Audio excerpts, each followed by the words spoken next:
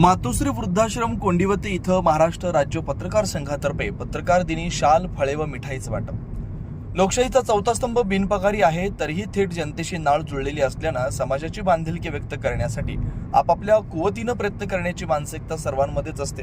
गरीब मध्यम वर्गीयांच्या घरी आणि श्रीमंत घरी वृद्ध जेव्हा नकोसे होतात तेव्हा वृद्धाश्रमातील गर्दी लक्षणीय असते।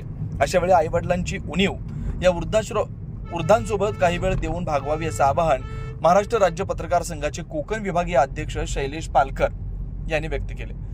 आद्य पत्रकार आचार्य बाळशास्त्री जांभेकर यांच्या दर्पण वृत्तपत्राचा वर्धापन दिनानिमित्त मराठी पत्रकार दिनी स्वर्गीय महासाहेब तथा मीनाताई ठाकरे यांची जयंतीचं औचित्य साधून मातोश्री वृद्धाश्रम कोंडिवते इथं महाराष्ट्र राज्य पत्रकार संघाचे महाडचे अध्यक्ष सुरेश शिंदे आणि रायगड जिल्हाध्यक्ष संतोष घरटकर यांच्या विशेष प्रयत्नातून आयोजित करण्यात आलेल्या पत्रकार दिनाच्या उपक्रमाप्रसंगी ज्येष्ठ पत्रकार पालकर बोलत होते।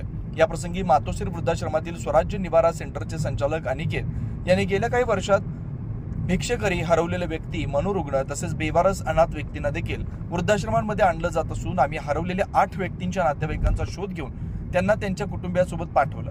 काही वर्षापूर्वी आश्रमाची बदनामी करण्याचा प्रयत्न मीडियाकडून झाला तेव्हा आमच्या पाठीशी मीडियाचेच पत्रकार सुरेश शिंदे ठामपणे उभे राहिले असं सांगून पत्रकार दिनाच्या सर्व उपस्थितांना शुभेच्छा दिल्या। या प्रसंगी प्रल्हाद ठाकूर, अशोक उमरटकर तसेच पाटणे आदी पत्रकार बांधव उपस्थित होते। 42,000 पत्रकारांची नोंदणी ज्यामध्ये आहे असा महाराष्ट्र राज्य पत्रकार संघ मुंबई, ज्यांच्या माध्यमातून आम्ही रायगड जिल्ह्यातील महाड तालुक्यामध्ये आज राजेवाडीचा मातोश्री वृद्धाश्रम म्हणजे आत्ताचा जो स्वराज निवारा केंद्र जे आहे, येथे आम्ही शाल आणि लाडू वाटप, केळी वाटप याद्वारे पत्रकार दिनाचा आज आम्ही कार्यक्रम आयोजित केला। महाडचे अध्यक्ष सुरेशजी शिंदे आणि रायगड कार्याध्यक्ष संतोषजी घरटकर यांच्या संकल्पनेतून हा कार्यक्रम करताना एकीकडे आद्य पत्रकार बाळशास्त्री जांभेकर यांच्या दर्पण ह्या मराठी वृत्तपत्राचे स्मरण करून आम्ही जो वर्धापन दिन दर्पणचा साजरा केला, त्यासोबतच योगायोगाने या वृद्धाश्रमात येऊन आम्ही मातोश्री मीनाताई ठाकरे यांची जयंती देखील आमच्याकडून साजरी झाली, याचा एक आम्हाला वेगळा आनंद वाटतो आहे। आज ह्या उपक्रमाद्वारे आम्ही बेघर, पीडित, वृद्ध तसेच बेवारस म्हणता येईल अशा पद्धतीच्या सर्व प्रकारच्या व्यक्तींच्या डोळ्यातील अश्रूंना कुठेतरी टिपण्याचा प्रयत्न केला, याचा आम्हाला एक सार्थ अभिमान वाटतो। आणि आम्हाला ही संधी मिळाली तर रोज संधी घेणारा ह्या निवारा जो आश्रम आहे यांचं किती कौतुक करावं हे आम्हाला प्रश्न पडतो आहे। धन्यवाद। पत्रकार दिनाच्या सर्व पत्रकार बंधूंना हार्दिक हार्दिक शुभेच्छा। आज स्वर्गीय बाळशास्त्री जांभेकर यांनी वृत्तपत्र चालू केलं आणि त्या वृत्तपत्रानंतर आता त्यांची आज जयंती आहे आणि या जयंतीनिमित्त आज आम्ही सर्व पत्रकार बंधू राजेवाडी येथील स्वराज्य निवारा या वृद्धाश्रमामध्ये आलो आहे आणि या ठिकाणी आमच्या संघटनेच्या वतीने या ठिकाणी फलवाटप, त्याच पद्धतीने गोडधोड असं आणि शाल वाटप केलं आहे। आमच्यासोबत आहेत आमच्या कोकण विभागाचे अध्यक्ष पालकर साहेब, त्याच पद्धतीने या जिल्ह्याचे संतोषजी घरटकर। आज आमच्या मनामध्ये असं आलं आणि नेमकं या योगायोग म्हणजे याच दिवशी आज स्वर्गीय महासाहेबांची जयंती देखील आहे आणि या जयंतीनिमित्त याच त्यांच्या नावाने सुरू केलेल्या या पावनभूमीत आम्हाला आज कुठंतरी फलवाटप करताना किंवा त्यांना जे अनाथ आहेत या अनाथ आश्रमांमधील वृद्धांना कुठंतरी आम्हाला काहीतरी द्यायची जी संधी लाभली, याच्याबद्दल आम्ही खरंच आमचं स्वतःचं भाग्य समजतो। जय हिंद, जय महाराष्ट्र। आम्ही जे पत्रकार आहोत, मराठीमध्ये पत्रकारिता करायला शिकलो आणि आम्हाला जे व्यासपीठ मिळालं मराठी वृत्तपत्राचं ते आजच्या दिवशीला मिळालं। 6 जानेवारीला आचार्य बाळशास्त्री जांभेकरांनी आम्हाला मराठी पत्रकारितेमध्ये आम्हाला आणलं। दर्पण नावाचं वृत्तपत्राचं आज प्रकाशन केलं। आज आपण पेपरमध्ये पाहतो मराठीतले ते प्रगत आहे, पण त्यावेळेस कसं होतं की वृत्तपत्र छापून व्हायचं, त्यासाठी मजकूर मिळवायचा, त्यासाठी विचार मांडायचे, ते 3 दिवसांनी 5 दिवसांनी असं अनियतकालिक होतं, कधी नियमित नाही होतं।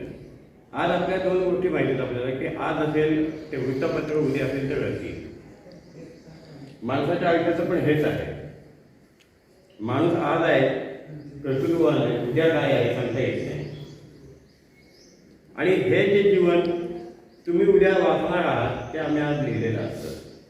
आज ते आम्ही अनुभवलेलं असतं. एक दिवस आम्ही जरा पुढे असतो म्हणून आम्ही पत्रकार आहोत, एवढा विषय असतो. आणि आज जो काही पत्रकार दिन आहे, पत्रकार म्हटल्यानंतर खरं तर आम्हाला खूप मोठा आधार मिळतो.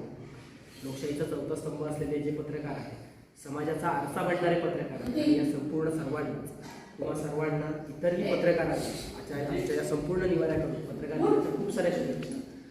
खरं तर आज खूप छान वाटतं. मला सरांनी कालच फोन केला होता, शिंदे सरांनी काल मला फोन केला की आजचा जो पत्रकार दिन आहे हा आपल्या निवाऱ्यामध्ये मायमाऊलींच्या आशीर्वादाने आपण सुरुवात करतो. म्हटलं खूप चांगली संकल्पना आहे आणि त्याच्यानंतर तुम्ही आलात सुद्धा, त्यामध्ये इथं तुमचं सहर्ष स्वागत करतो.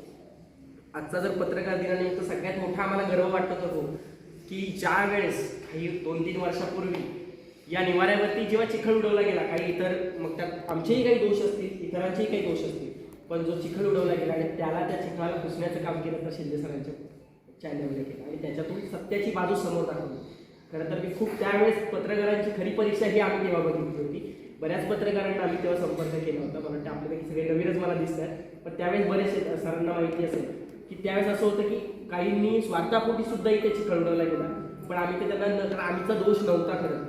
तरीही आम्ही त्याच्यातून जी सत्याची बाजू मांडणारे शिंदे सर त्यांनी सत्याची बाजू मांडली, समाजासमोर दाखवलं की आम्ही कदाचित कुठेतरी व्यवस्थित चाललो आणि ती सत्याची बाजू मांडली. म्हणून आज पुन्हा 3 वर्ष आपल्याला पूर्ण झाली आणि आपण कुठलाही स्वार्थ न ठेवता या मायमाऊलींना आधार देतो. खरं तर महाराष्ट्र शासनाच्या GR मध्ये गव्हर्नमेंटमध्ये जी शासकीय वृद्धाश्रम होती ती सुद्धा बंद झालेली आहे. दुसरी गोष्ट, जी वृद्धाश्रमात सध्यापुरती चालू आहे त्याच्यामध्ये जे काही मायमाऊली आहेत त्यांचे KYC लागतात आणि KYC म्हटल्यानंतर हे निराधार, त्यांना यांचं नाव सुद्धा आठवतं. मग हे KYC आणणार कुठे? तर भिक्षेकरांचे भिक्षेकर सुद्धा बंद झालेले आहे आणि मग यांना जायचं आता आपल्या महाड, कोल्हापूर, मानगाव किंवा रोह्यापर्यंत जे पोलीस आहेत जे या भागामध्ये भेटले की इकडे आलो सोडून, कारण भिक्षेकरी गृह सध्या महाराष्ट्रातून बंद केलेले आहे. मग आता जे आहेत ते सगळे पोलिसांनी आणले आणि आपण काय करतो याच्यामधून हे मिसिंग केसेस असतात, याच्यातून जेवढं काही शक्य होतं सोशल मीडियाच्या अंतर्गत असेल किंवा इतर माध्यमातून जेवढं आपल्याला लोकांपर्यंत पोहोचता येईल आणि यांच्या फॅमिलीपर्यंत पोहोचेल अशा आपण 17 लोकांना घरी पाठवलं की ज्यांची फॅमिली पण सोशल मीडियातून शोधून काढली. हे संपूर्ण यांचाही शोध चालू आहे की यांची फॅमिली कुठे असेल किंवा काय असेल असं आहे. आणि संपूर्ण पुन्हा एकदा तुम्हा सर्वांचे एकदा मनापासून आभार मानतो आणि आपला समाजाप्रती अशी जी आपली लेखणी आहे समाजाप्रती अशीच सत्याची ठरवली ईश्वर